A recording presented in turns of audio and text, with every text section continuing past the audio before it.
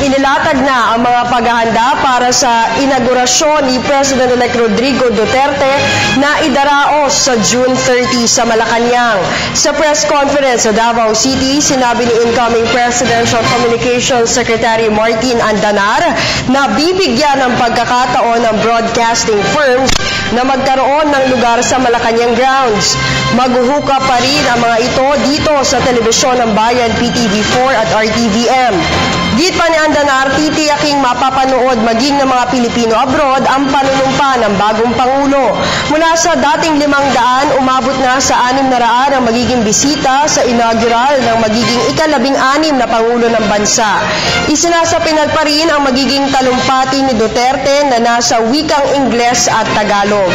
Pagtitiyak pa ni Andanar, ituturing ito bilang pinakamahusay na talumpati. Alas 10:30 ng June 30, inaasahang magkikita sa Malacanang grounds sina Pangulong Aquino at Duterte. Pero giit ni incoming presidential spokesperson Ernesto Abella, hintayin na lamang ang pinal na seremonyang gagawin ng dalawa. Samantala, barong Tagalog at slacks pa rin ang magiging kasuotan ni Duterte sa panunumpa. Bukod sa maruya at buko juice, asahan na rin niya ang paghahain ng durian sa mga bisita.